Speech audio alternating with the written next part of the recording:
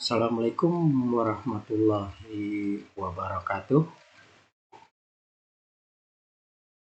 Mari kita lanjut dengan judul Kaidah Penerapan Kesehatan dan Keselamatan di Tempat Kerja. Pertemuan kemarin kita telah membicarakan tentang ahli K3 bagian pertama, dan bagian kedua kita akan membicarakan judul video adalah alat pelindung diri, seragam kerja, dan ID card. Nah, ini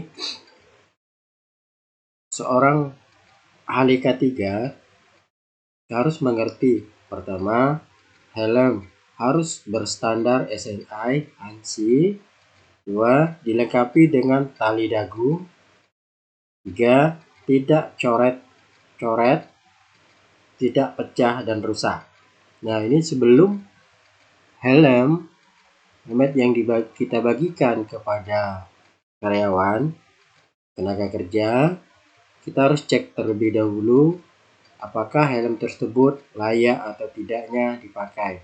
Kadang-kadang baru kita beli itu ada juga yang rusak. Jadi kita orang safety harus mengecek terlebih dahulu preparing sebelum karyawan atau pekerja melakukan atau memakai alat kerja termasuk helm APD. Kita lanjut dengan celana panjang rapi, sepatu keselamatan standar ANSI, sepatu elektrotastis, sepatu dengan pelindung jari yang terbuat dari baja, sepatu keselamatan karet. Nah, celana ini kadang-kadang perusahaan memberikan wearvac, baju wearvac langsung dengan celana. Ada juga perusahaan hanya memberi baju saja, celananya enggak.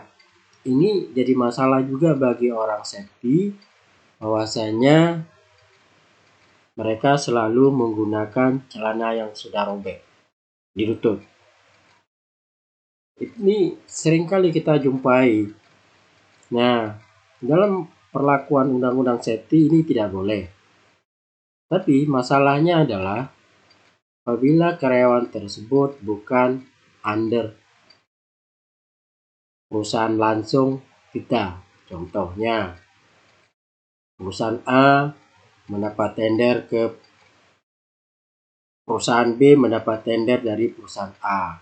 Perusahaan B, dia tidak punya karyawan, ditenderkan lagi kepada pemborong-pemborong yang melakukan pekerjaannya. Nah, inilah permasalahan orang safety. Karena orang safety-nya adalah karyawan atau kontrak dari perusahaan B. Sementara kontraktor atau pemborong ini pekerjanya gajinya harian. Ada juga perusahaan B menyediakan baju, kayak baju seragam 2 lembar dibagikan setiap pekerja. Padahal ini pekerja harian dari kontraktor, dari pemborong. Tapi celana mereka tidak kasih, helm dikasih.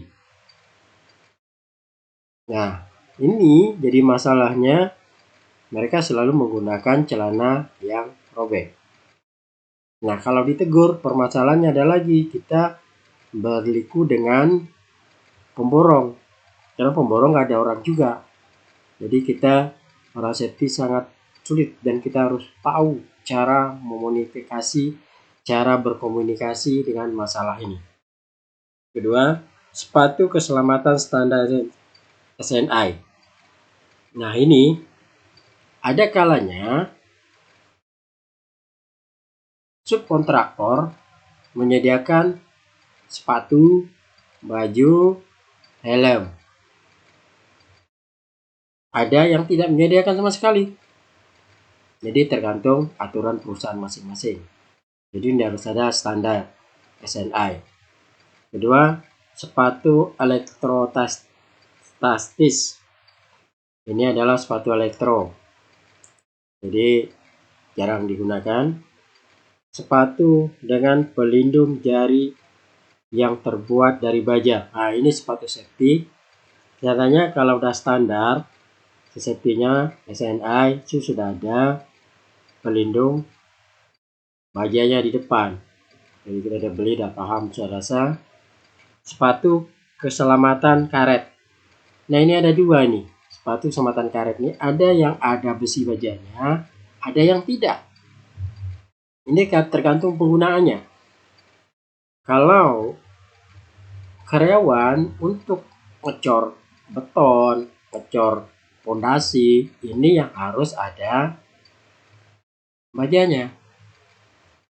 Tapi kalau yang biasa saja itu tidak perlu. Inilah jelinya orang safety untuk melihat apa skop pekerjaan perusahaan kita tersebut. Kita lanjut. Sabuk pengaman tubuh dan sabuk keselamatan. Nah, ini biasanya udah disiapkan oleh perusahaan subkontraktor. Jadi mau nggak mau subkontraktor menyiapkan ini. Kita lanjut. Seragam baju lengan panjang dan celana panjang. Nah, ini tadi sudah kita jelaskan. Jadi seragam tuh baju itu harus celana panjang dan lengan panjang dan celana panjang. Sarung tangan kulit katun kimia kombinasi. Nah, ini sarung tangan ini banyak modelnya. Jadi lihat skupnya. Ada sarung tangan khusus untuk elektronik. Ada sarung tangan khusus untuk pengelasan. Ada sarung tangan khusus bahan kimia. Biasanya kimia adalah sarung tangan plastik, bukan plastik untuk yang dokter-dokter itu. Tipis, tapi plastiknya yang tebal. Ada lagi sarung tangan untuk pekerja biasa. Ada untuk kayak kalau orang fondasi kerjakan sarung tangan biasa. Untuk pengelasan sendiri, kerja panas sendiri. Jadi kita harus melihat bagian-bagian kerjanya. Inilah bagian orang safety. Kita lanjut. Nah, ini kita awali dengan pengelasan, pekerjaan pengelasan. Masker pengelasan. Nah, masker pengelasan ini juga banyak modelnya. Jadi kita harus tahu pengelasannya bagaimana. Ada pengelasan yang nomor kontinu jauh, ada sebentar berhenti. Ada juga pelindung wajah, ini wajib. Setiap orang malas harus ada pelindung wajahnya. Kacamata pengaman. Nah, ini juga harus ada kacamata pengamannya. Jadi kalau orang ngelas, jangan pula harus pakai kacamata safety, harus pakai pula pelindung wajah. Jadi sehingga nggak nampak lagi. Jadi kalau orang pengelasan itu dia juga punya kacamata safety, tapi waktu pas ngelas kacamata safety-nya ditukar dengan kacamata pelindung yang khusus untuk pengelasan. Sarung tangan kain, sarung tangan tahan kimia, sarung tangan karet, sarung tangan tahan panas, sarung tangan kulit. Nah, ini kalau kulit digunakan untuk pengelasan. Tahan panas, ini ya kita bekerja dengan daerah panas, pekerjaan panas kayak cutting tos apa. Sarung tangan karet, nah ini kita bekerja di daerah kayak alat pengecoran semen, kita menggunakan sarung tangan karet. Sarung tangan kimia berarti bahan-bahan kimia. Sarung tangan kain berarti itu pekerjaan di luar tadi. Kita lanjut. Sumbat telinga, penutup telinga. Nah, ini selalu dibilang airfrag. Sumbat telinga ini bermacam juga modelnya. Ada yang karet dikucil-kucil masuk sekali pakai, ada yang mahal. Jadi tergantung perusahaannya mampu beli yang mana. Itulah ininya, tekniknya. Kalau yang biasa yang murah itu ada, kalau kita naik pesawat dulunya dikasih airfrag itu yang sekali pakai, kayak busa gitu, sumpelin di telinga. Setelah itu dibuang, tapi sekarang jarang dikasih lagi. Dulu ada, sering naik pesawat dulu dikasih tuh. Ada orang yang nggak tahan dengan ketinggian telinganya katakan bengap. Nah itu harus menggunakan air plug. Tapi sekarang selalu orang digantikan dengan handset.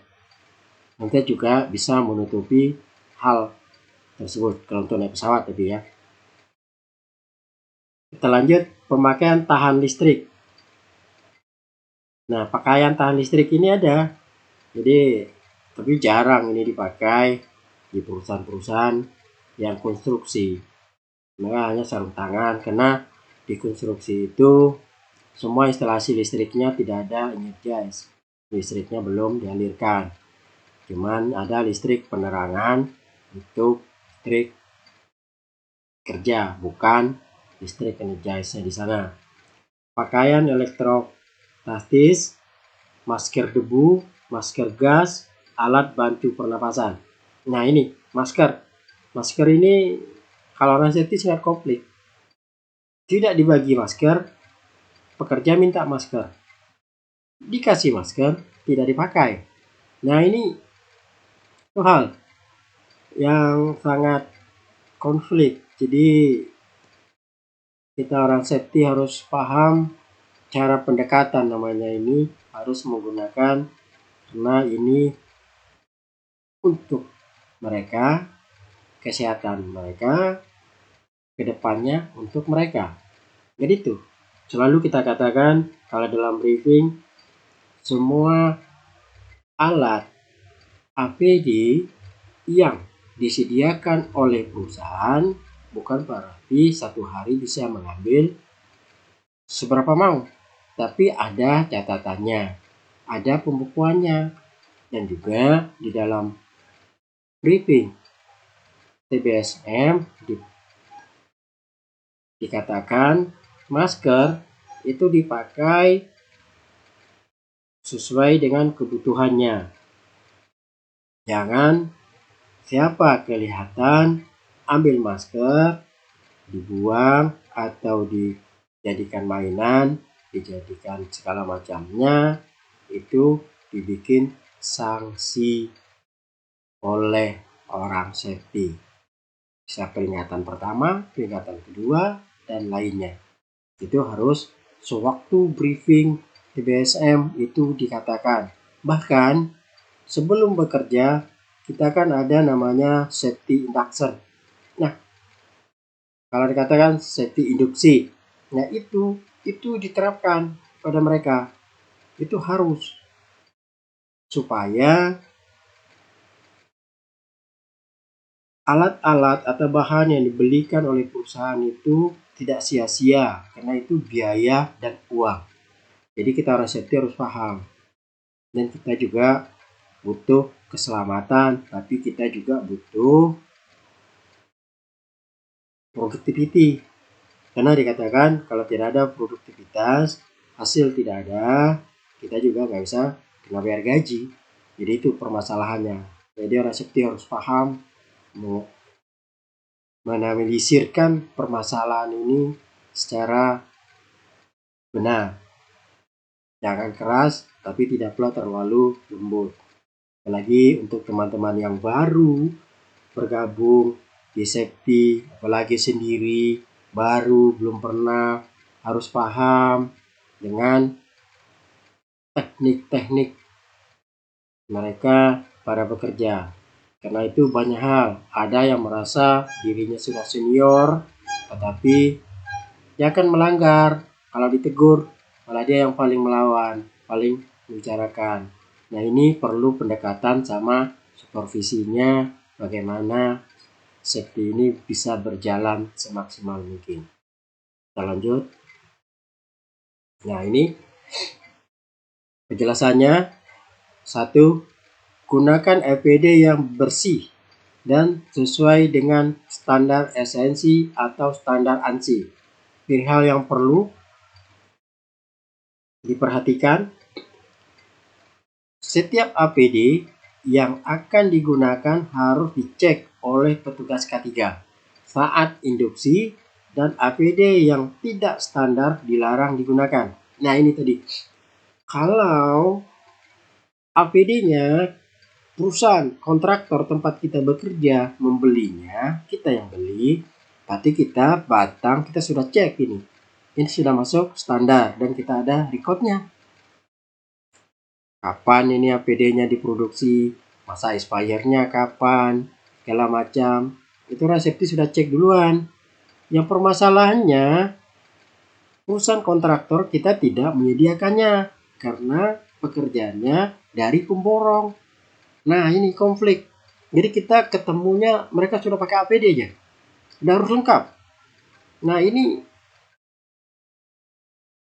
kita pas waktu induksi lah. Jadi pas waktu saat induksi itu kita harus cek ini APD-nya. Nah kita bagaimana cara ngeceknya? Caranya semua APD itu diletakkan di atas meja atau di atas dekat, dipegang sama mereka untuk pengecekan APD-nya. Jadi kita cek satu-satu, pas mereka duduk itu di kursi kita lihat satu. Pertanyaannya, capek sekali Pak? Iya, begitulah. Kalau tidak, gimana caranya? Karena nanti pihak klien mereka akan cek juga random. Bagaimana mereka ngecek? Mereka ngecek setelah orang itu bekerja di lapangan.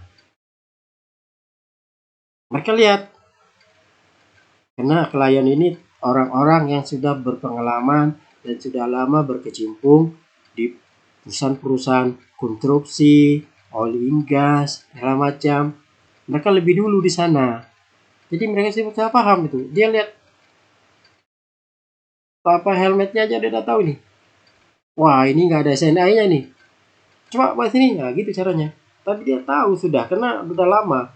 Kita bisa lihat yang ada SNI dengan tidak itu nampak dia.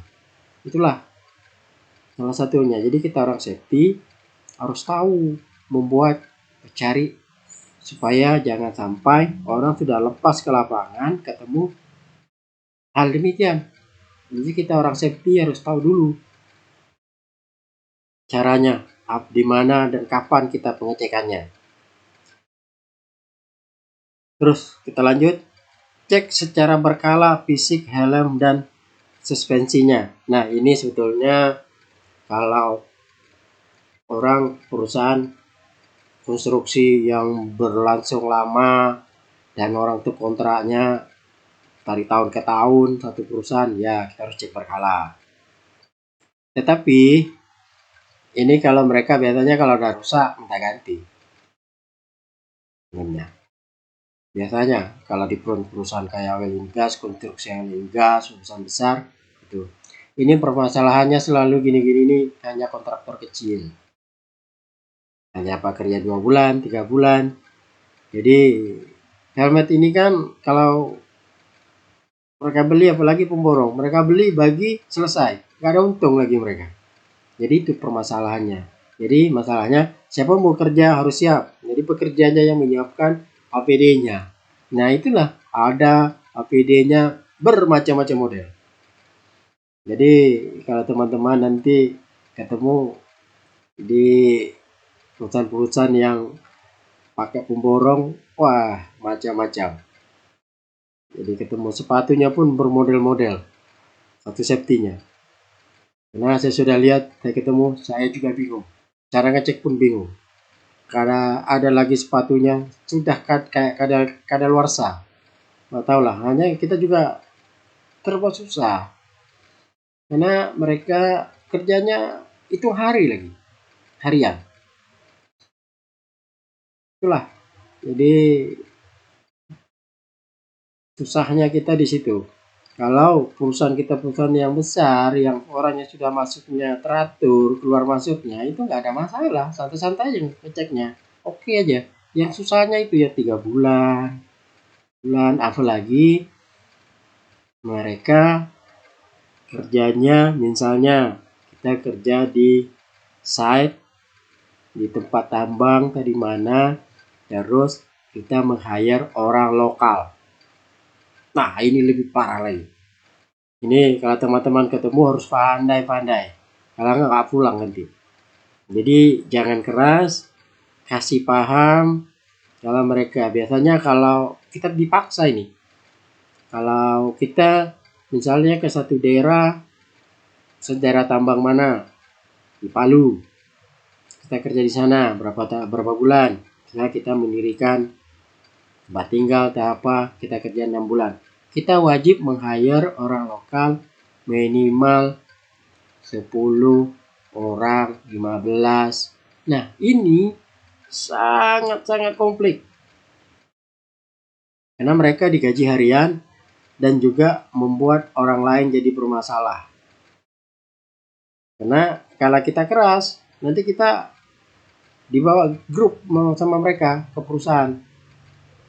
Ada lagi LSM-nya. Wah, ribut urusannya. Jadi kita paham-paham sama mereka. Pandai-pandailah kita membuat bagaimana caranya mereka bisa bekerja sama dengan baik sama kita. Terus kita lanjut, kencangkan dengan tali dagu dan ada nama perusahaan di depan helm, logo K3 di belakang, logo induksi keselamatan di samping kanan, dan stiker kompetensi di samping kiri. Nah, ini kalau helm depan logo perusahaan ini jarang. Kalau perusahaan kontraktor kecil ya nggak ada, karena kalau logo ini kan pesan khusus. Atau teman-teman bisa cetak stiker aja logo perusahaannya, jadi ditempel. Bisa. Saya biasanya pakai stiker aja. Logonya di depan, logo perusahaannya pas ada di bulatan, disuruh mereka nempel di depan, kasih aja satu. Nah, logo induksi ini logo K3 di belakang. Nah, ini logo K3 ini kita cetak juga, ini stiker juga. Jadi setiap induksi itu dikasih logo perusahaan, logo K3, terus logo induksi itu dikasih. Kita udah cetak nih menggunakan stiker, karena kalau 3 bulan itu tahan lah. Biasanya saya 6 bulan mereka masih bagus kok. Masih, yang penting mereka tidak menceburkan dalam air, jadikan kadang helm dijadikan centong air pula. Nah, itu jadi masalah. Tapi kalau kena hujan sedikit itu bisa. Terus ada lagi di samping kanan dan stiker kompetensi di samping kiri. Nah, kompetensi ini maksudnya kita tambah, misal setiap perusahaan itu kan ada kadang-kadang bekerja di coffin space, ruangan terbatas, ada bekerja di ketinggian, ada bekerja menggunakan alat listrik segala macam, ada menggunakan alat berat, contohnya kayak forklift. Nah, ini kalau mereka ini bekerja di kompetensinya bekerja di ketinggian, kita kan ada tuh trainingnya sedikit ya, kita harus ada trainingnya kerja di ketinggian. Nah, ini minimal praktek di lapangan pakai scaffolding 2-3 layer. Nah, caranya pakai body harness dan segala macam, cara naik tangga segala macam. Nah, itu dikasih stikernya, tandanya. Nah, itulah dikatakan stiker kompetensi. Jadi dicetak lagi. Jadi kalau teman-teman yang baru punya fresh ke site, saya harapkan ini dicetak dulu nih, dibuat nih logo ini, ditanya sama teman-teman lain logonya kayak mana tuh. Atau nanti di chat, di kolom chat ini komen, saya akan kasih logonya apa-apa aja stiker bentuknya. Jadi ini caranya supaya itu tadi saya bilang jangan sampai tiba di site kita baru harus begini kita nggak punya. Jadi kita harus punya, terlepas dipakai tidak dipakai, itu urusan kedua. Kadang-kadang site itu apalagi perusahaan-perusahaan tambang. Kalau tambang-tambang yang ini kadang-kadang nggak perlu, safety-nya pun nggak jelas. Jadi tuh ada yang kita ketemu kalau perusahaan-perusahaan yang ketat ini diminta, jadi kita harus ada. Makanya mau nggak mau kita harus mempersiapkan diri. Nanti saya akan buat mungkin satu video kalau kita dapat kontrak 6 bulan atau 3 bulan bekerja di site, terus itu kita tidak dapat datang ke kantor pusat perusahaan kita dari rumah langsung disuruh berangkat ke site. Nah, sebelum berangkat teman-teman harus minta dibuatkan beberapa hal ini. Nanti mungkin saya akan bikin videonya apa-apa aja yang perlu dipersiapkan sebelum kita berangkat ke site, supaya tiba di site kita tidak bingung lagi atau kita sudah punya. Tidak masalah lah kita hand carry barang tersebut, tetapi tiba di site kita tidak dapat masalah kepada atau bersama kliennya. Terus lanjut 3, cek secara berkala semua APD yang digunakan dan diperiksa sebelum dipakai.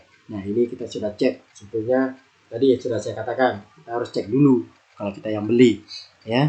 Terus helm yang sudah tertimpa material dan sabuk keselamatan, sabuk pengaman tubuh yang sudah menahan beban jatuh atau kondisinya yang sudah tidak normal harus diganti setelah diinspeksi. Gunakan daftar periksa.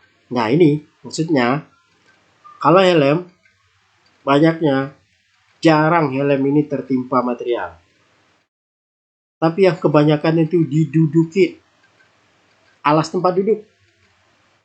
Nah, ini kalau kedapatan ini harus di warning, dikasih ini banyak ini. Terus duduk, terus lagi dicap-cap suka-suka dia, jadi itu tidak boleh. Jadi itu sewaktu induksi itu harus dikatakan semua, dipaparkan, dibikin slide-nya.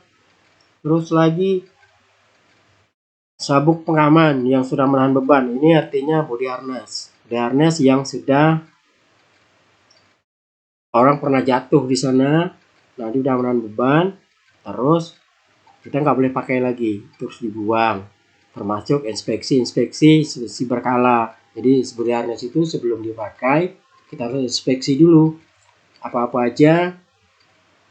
Inspeksinya nanti ada video selanjutnya, penjelasan inspeksi benda-benda apa, alat-alat kerja.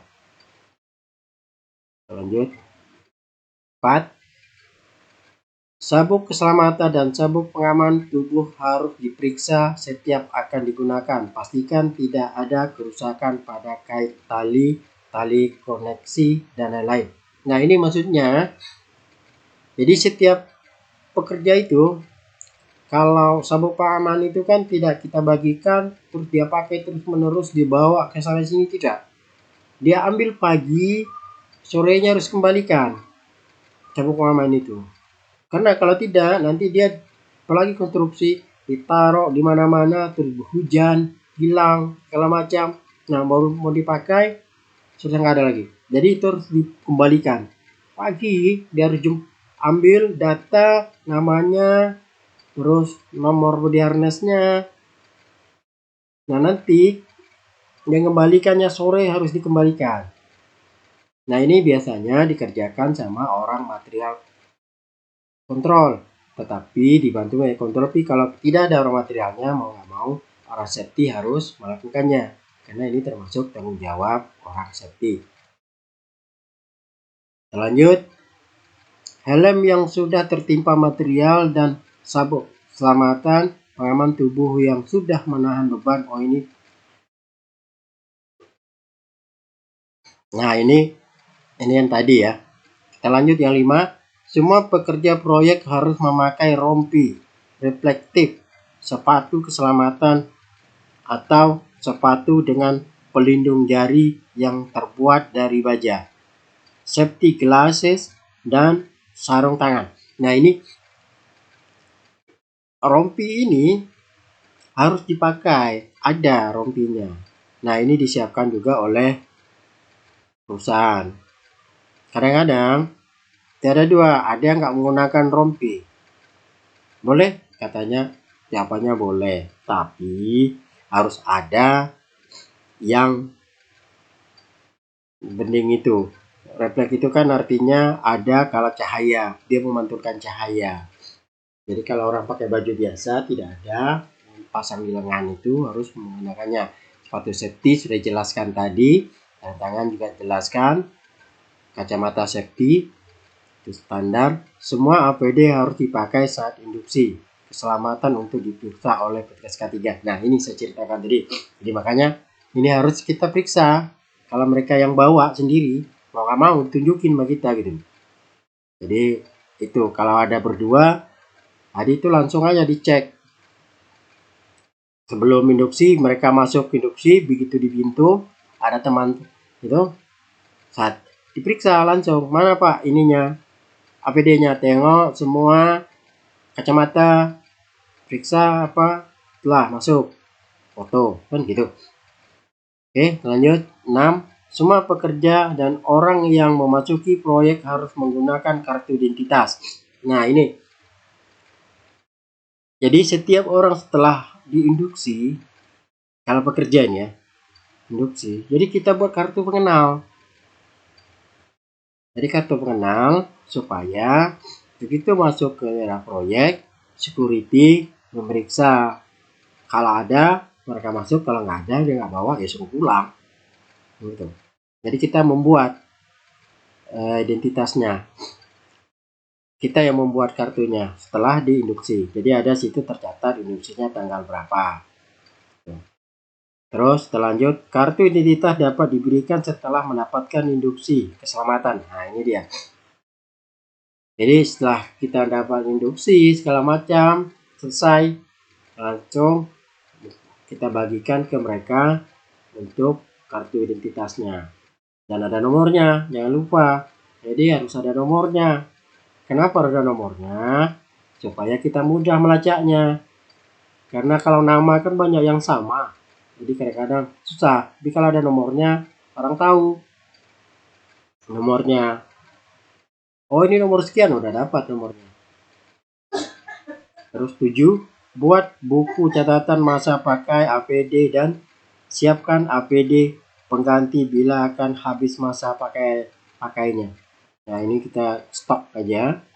Sepatu keselamatan bila sudah kadaluarsa, solnya akan lepas. Nah, ini biasanya kalau 6 bulan nggak ada kadaluarsa. Ya setahun pakai udah ganti. 8. APD lain harus digunakan sesuai dengan jenis pekerjaan dan potensi bahaya. Ya, ini makanya dia kerja di mana dia harus paham. Jadi dia pakai apa APD-nya. Jangan pula nanti kerjanya tukang pasang besi pakai body harness, kan nggak layak. Nggak manjat pakai APD untuk kerjaan ketinggian. Nah, itu nggak layak. Terus masker pengelasan, pelindung, penutup telinga, penutup mulut, hidung, masker, pelindung wajah, alat bantu pernapasan, sarung tangan, dan karet. Nah, ini menceritakan masalah orang-orang bekerja di pengelasan. Pengelasan ini dia punya APD-nya khusus. Jadi orang lain pun nggak mau pakai. Sarung tangan pun kalau dipakai keras. Jadi orang itu nggak mau. Jarang APD-APD itu yang ini. Jadi dan itu harganya pun mahal. Selanjut 9. Pelanggaran terhadap penggunaan APD tidak dipakai atau tidak sesuai standar. Nah, ini kebanyakan yang selalu ketemu itu kacamata. Kacamata ini kan banyak modelnya. Ada yang murah, ada pula yang belum baru dipakai sekali udah patah. Jadi susah juga kita. Ini banyak hal. Jadi kita orang safety harus paham dari kalau kita disuruh beli peralatan untuk K3-nya, APD-nya, carilah yang harga agak standar. Jangan yang murah-murah. Karena nanti belum dipakai udah patah dah. Baru dibagikan setelah induksi, baru dia buka S10 gitu, wah patah. Banyaknya kacamata. Hanya mata itu, waduh, rumit. Karena yang murah patah, itulah dia. Bisa saya pernah tuh mengalami proyek 3 bulan, satu orang ganti kacamata sampai 4 kali. Patah. Diminta yang patahnya, ya ada, patah memang. Kayak mana lagi? Jadi kita harus ganti. Sehingga perusahaan juga mengeluh masalah itu. Jadi kita harus paham. Nah ini. Jadi terus kita lanjut, dikenakan sanksi sesuai dengan peraturan di kawasan proyek yang berlaku. Nah ini kita buat aturannya. Kapan kita dikasih tahu? Sewaktu orang induksi. Jadi kalau APD tidak dipakai, Bapak akan dapat warning 1, warning 2. Jadi itu harus diceritakan, jangan sampai kita tidak menceritakan. Persyaratan alat pelindung diri. Jadi 1, pelindung kepala. Helm proyek harus standar ANSI Z891-2014 atau minimal standar SNI atau MSA import. Model helm adalah V-guard dan dilengkapi dengan tali dagu karet serta model otomatis untuk mengencangkan suspensi helm. Helm dilarang untuk dicat karena akan bersenyawa dengan cat dan dilarang ditulis dengan spidol. Catat tanggal pembelian pada bagian dalam helm dan di buku catatan. Masa pakai helm paling lama adalah 5 tahun. Setelah itu harus diganti baru. Helm yang rusak atau terkena dampak kejatuhan benda harus diganti. Cek kondisi helm minimal setiap 2 minggu sekali. Ganti bila cacat atau rusak. 2. Pelindung kaki, sepatu. Sepatu keselamatan harus standar ANSI Z41 1999 atau minimal standar CNI 7079/2009 dan SNI 0111/2009. 2. Sepatu untuk pekerjaan galian dan pengecoran dapat digunakan sepatu karet biasa. 3. Sepatu untuk pekerjaan konstruksi lain harus menggunakan sepatu dengan pelindung jari yang terbuat dari baja dan anti tergelincir. 4. Catat tanggal pembelian pada buku catatan. 5. Masa pakai sepatu paling lama adalah 3 tahun. Setelah itu harus diganti baru. 6. Cek kondisi sepatu minimal setiap 2 minggu sekali. Ganti bila cacat atau rusak.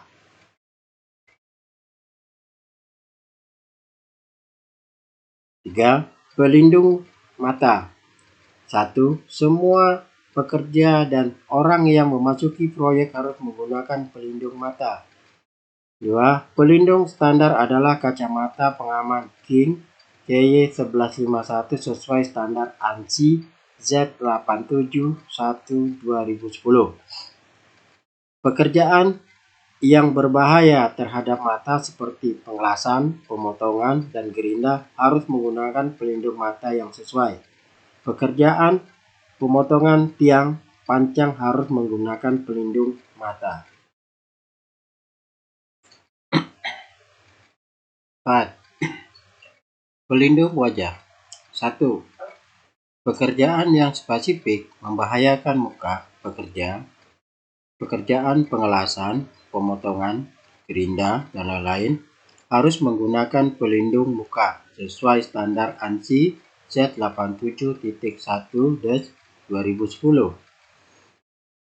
Pekerjaan pengelasan dan pemotongan baik dengan trafo las maupun las potong, harus menggunakan masker pengelasan.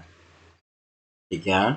Pekerjaan gerinda dan alat portable yang berputar lainnya, mesin senai, skop, dan lain-lain, pada area terbuka harus menggunakan tameng, wajah yang dikombinasikan dengan helm. Sedangkan pekerjaan di bengkel kerja dapat menggunakan tameng wajah biasa.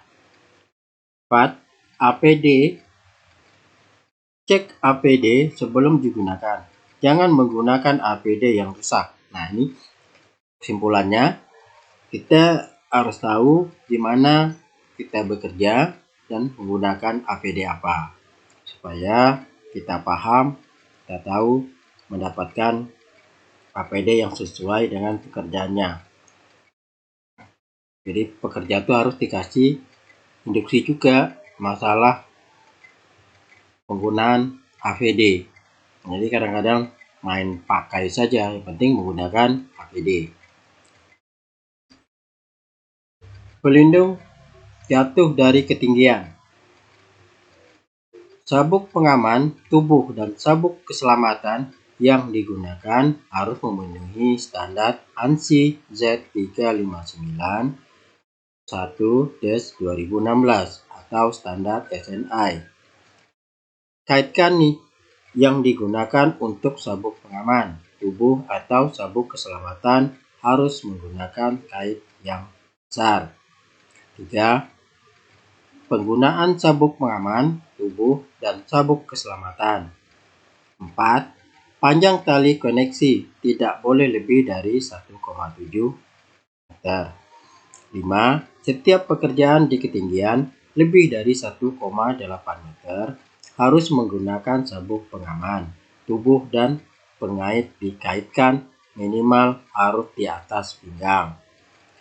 6. Setiap pekerjaan di ketinggian harus terpasang tali keselamatan horizontal dari pipa galvanis atau tali bantu angkat, tali baja atau tali serat diameter 8 mm untuk mengkaitkan kait pada sabuk pengaman tubuh. 7. Bila menggunakan tali bantu angkat, 1. Tali bantu angkat dilarang digunakan untuk buah sabuk pengaman tubuh. Nah, ini kita sudah tahu kalau sabuk pengaman kita sudah cek, ini full body harness, kita sudah cek. Terus yang dikatakan kita ambil poin 4. Koneksi tidak boleh lebih dari 1,7. Maksudnya tingginya ini koneksinya, atasnya. Nah, setiap pekerjaan di ketinggian lebih dari 1,8. Maksudnya kita kerja, ada juga scaffolding yang didorong-dorong itu 1,8 harus menggunakan full body harness. Tapi jangan dikaitkan di pinggiran scaffolding yang didorong itu, karena itu nggak sampai. Nanti kan full body harness kan ada dua ininya, ada yang panjang lebih, ada yang panjang pendek. Nah, itu karena yang panjang nggak ada gunanya, pas jatuh ya jatuh aja jadi ke tanah atau ke bawah.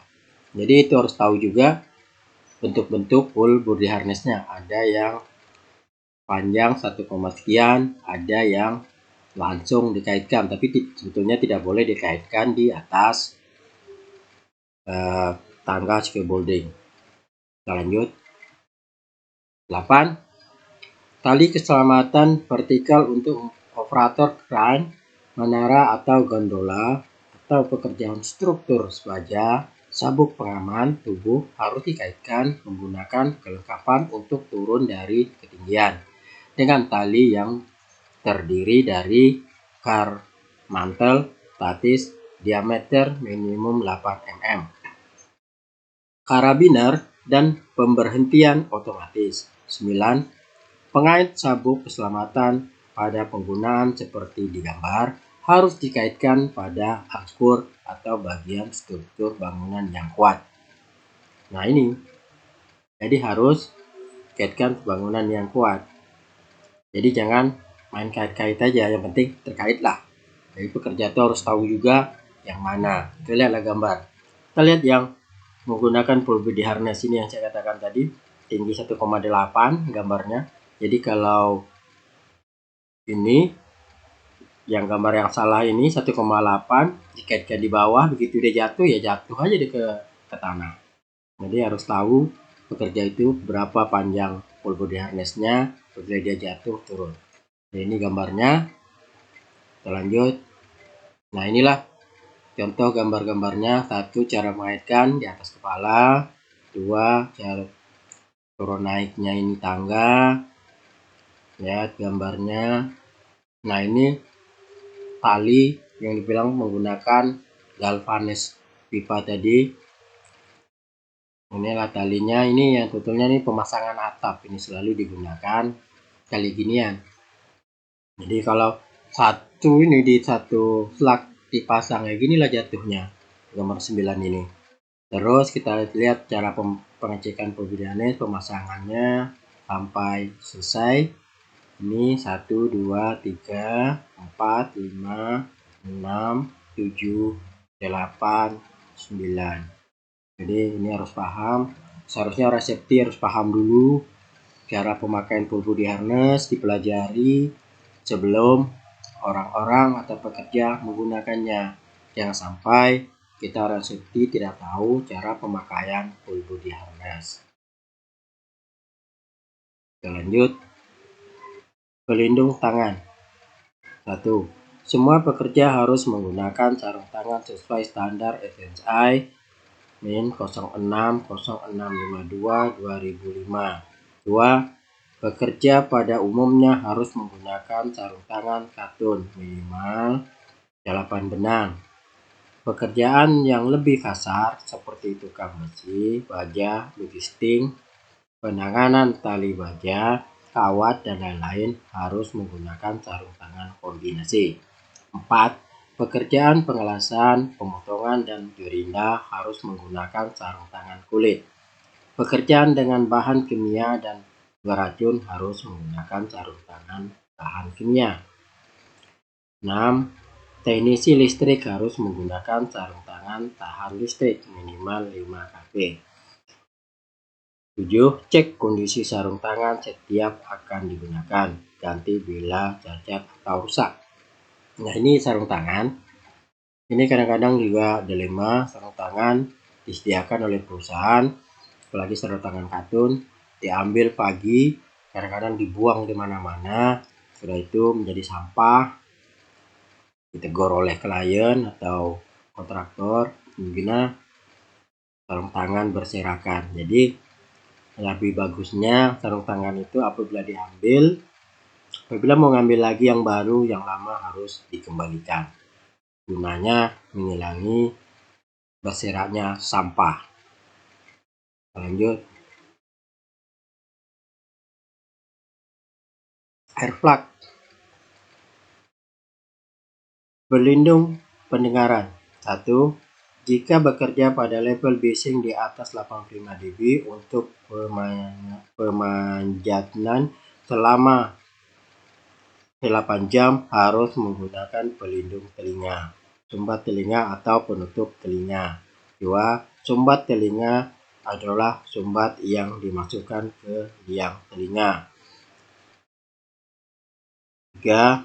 Sumbat telinga gambar 1 harus terbuat dari bahan karet atau plastik lunak dan harus dapat mereduksi bising X min 85 dB. Artinya X adalah intensitas bising yang diterima pekerja.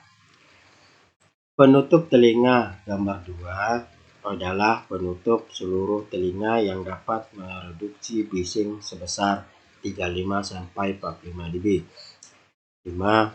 Periksa sumbat telinga atau penutup telinga sebelum digunakan. Pastikan dalam kondisi bersih dan simpan kembali ke dalam kotak setelah digunakan, setelah dibersihkan. Nah, ini yang dimaksud X8 dB ini ada alatnya untuk mengukurnya.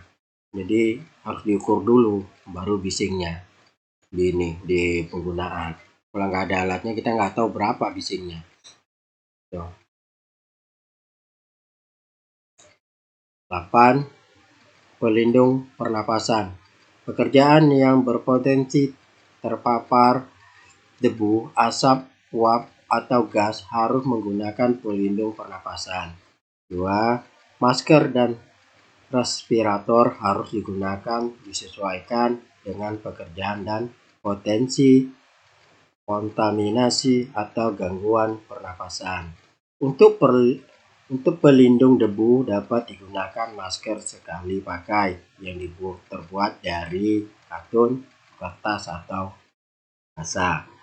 4. Untuk pelindung gas, uap, dan asap harus menggunakan respirator dengan penyaring yang sesuai. 5. Pada pekerjaan di ruang terbatas atau area yang terkontaminasi gas harus menggunakan alat bantu pernapasan. Nah, ini tergantung areal kerjanya yang mana dan apa pekerjaannya. Jadi pekerja juga harus tahu menggunakannya. Karena ini juga kalau apalagi yang nomor 1 ini pertama ini mudah menjadi sampah. Jadi juga harus hati-hati, orang safety juga jelimet mencari hal ini ya. Lanjut. Pakaian pelindung. Semua pekerja dan orang yang memasuki proyek harus menggunakan baju lengan panjang dan celana panjang yang baik, tidak robek atau bolong-bolong. 2. Pelindung lengan dari kulit atau pakaian pelindung tahan api harus dipakai pada pekerjaan pengelasan, pemotongan, atau gerinda bila diperlukan. 3. Pada saat hujan, pekerja harus menggunakan jas hujan. Nah, ini juga tadi udah disinggung masalah celana bolong-bolong, makanya helm pekerja asal aja pakai bolong. Terus gerinda, kalau waktu hujan ini jas hujan ini dilema juga ini. Kalau dibagi satu-satu nanti hilang. Kalau dipinjamkan juga hilang. Jadi selalunya saya mungkin dibagi satu-satu dan ditanggungjawabkan oleh yang bersangkutan. Lanjut. Seragam kerja dan kartu identitas. Semua pekerja harus menggunakan seragam kerja yang rapi dan rompi reflektif. 2. Seragam yang digunakan harus memantulkan cahaya reflektif. Bila menggunakan kaos lengan panjang harus dilengkapi dengan rompi reflektif. Kartu identitas harus dipakai selama berada di dalam proyek. 4. Kartu identitas harus ditandatangani pejabat proyek dan dapat diberikan setelah lulus induksi keselamatan. Nah, ini jadi kalau rompi reflektif ini kurasa teman-teman sudah paham lah. Yang harus ada kain yang pantul, cahaya pantul, itulah dia. Yang kita bahas adalah kartu identitas. Kartu identitas ini kita buat dan kita bagikan setelah mereka melakukan induksi. Di waktu kita induksi, kita foto satu-satu orang itu, baru kita buat kartu identitasnya. Terlepas dari apa dibuat, yang penting harus ada. Jadi orang safety juga membuat ini. Jangan lupa harus ada nomornya. Kebanyakan kadang-kadang tidak ada nomornya. Kalau ada masalah nggak tahu nomor berapa. Jadi kalau ada nomornya kita tahu listnya ini siapa. Gitu ya. Kita lanjut. Inilah secara ringkas video untuk alat pelindung diri, seragam kerja, dan ID card. Jadi saya rasa terpaham teman-teman seragam kerja apa-apa yang digunakan untuk bekerja di perusahaan proyek yang berjalan. Nah, selanjutnya video akan kita berikan adalah papan informasi K3 rambu dan banner. Ini semua nanti ada 29 video di laptop dalam kaidah penerapan kesehatan dan keselamatan di tempat kerja. Jadi judulnya kaidah penerapan kesehatan dan keselamatan di tempat kerja. Jadi ini bagian-bagiannya. Terima kasih telah menonton. Jika teman-teman suka, mohon di subscribe, like, dan share video ini. Akhir kata, assalamualaikum warahmatullahi wabarakatuh.